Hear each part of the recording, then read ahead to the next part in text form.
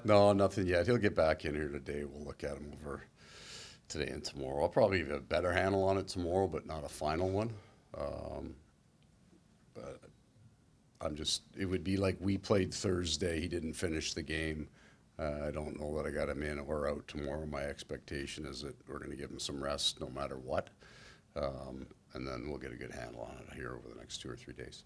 If their Team USA's doctors looked at it or given you any kind of report? Yeah, they don't call me, right? Like, so they'll talk to our guys, but we almost, I wouldn't release what it was until our guys got a handle on it, because they know every injury for the last 10 years. So, yeah, I mean, he was good enough to get in the lineup, not good enough to finish the game. So what do you plan on doing tomorrow? I mean, do you expect, first off, the Canadian guys to be back in? I do. And then do you go back? I do. Everybody plays that's healthy. Yeah, so, and that would include Matthew, but my expectation is that he wouldn't be playing tomorrow.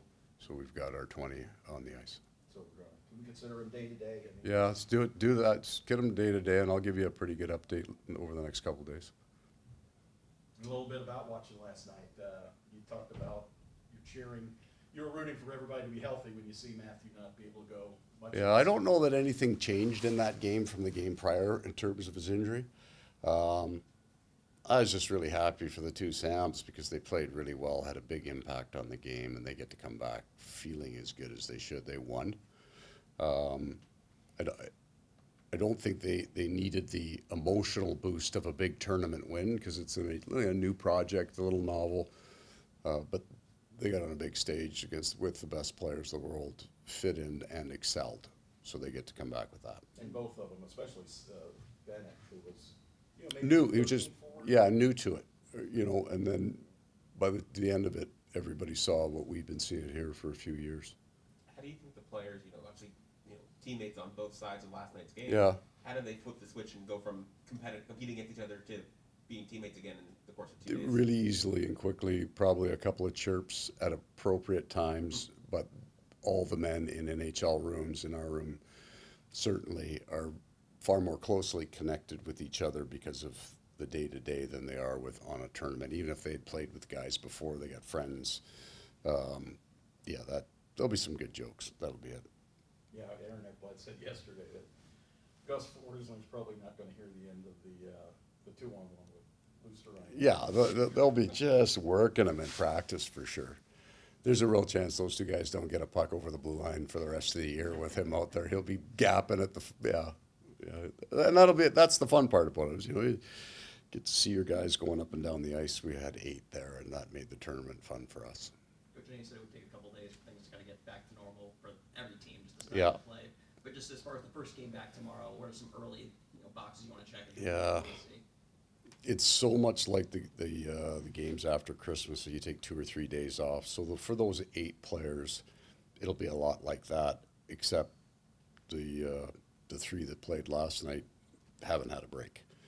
So theirs is coming, and we'll get them some time off after the first game.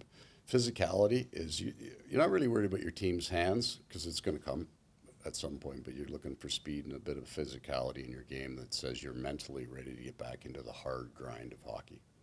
From like a 30,000-foot perspective, just all the attention that was on Four Nations, like just how good do you think that is for the sport? Oh, it was fantastic for what it is, at most a 4-game tournament. So there's not a month-long build-up. It's not an Olympics where there's a history of it.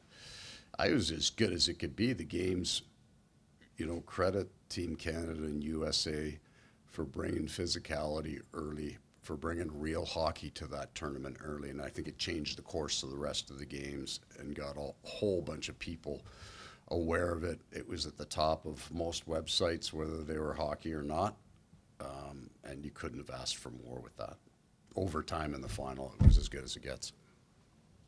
Real quick about the timing, though. I mean, we've got a final last night. You've got to get the whole league, I guess, is playing tomorrow. Yeah, I think there's a team or two that have a back-to-back this weekend. Yeah. I think that's just part and parcel of it. If you're going to nitpick, maybe we could have played that game Wednesday to give everybody a couple of days at the end off. We're unusual with the sheer number, right? So we're at one end of the spectrum. There's a team without anybody there, so they had a completely different experience. That's a bit of the price, though, that you pay to expose your game to the rest of the world, and I think you pay that price. And the price of success too, right? I mean, when you were, I mean, you've seen Yeah, teams with Olympics where you lose. Well, yeah, I mean, teams, there have been tournaments overseas that are played at a different time zone that we wouldn't have had anybody on. I never saw one of those games, right? Watched every single one of the games and enjoyed them. So it was a worthwhile event to expose the game, I think, in North America especially, because it was on time and it was good. It was just really, really unusually good hockey in those tournament forms. I think, the World Championships I watch aren't like what we saw. Even the World Cup that I was in on wasn't as physical, probably because Team Europe got to the final instead of Team USA. But this just timed out perfectly for everybody. We got the two biggest market teams playing in the end, and everybody loved it. Well, plus of that, you had the young guns with, so you. Yeah, it'll be interesting to see what happens in the World Cup that comes next, how they divide that up. It would be good. I mean, that's the advantage, to get all of the stars to play, the ones that, regardless of where they're born, at the top end, we've got enough teams in those tournaments that all the elite players of the world play. Looking at Mikko, he was obviously already on an upward trend, but getting to play top pair for Finland in a tournament like that, how do you expect to maybe affect him here moving forward, just having a responsibility like that in a tournament like that? In the same way that Lusterin and Lundell become important players, all three of these guys are so important to us. But not necessarily known around the league, because when we roll into town, it's going to be Barkov and Ekblad and Forsling, Tkachuk, but really important players here. And now people know why. Mikola's game was strong there. He's a big man. He was close. He was playing his game, and it's noticeable in those tournaments. So good for all of them. They had earned the right to play well, to look good, and to be appreciated for the quality of their hockey.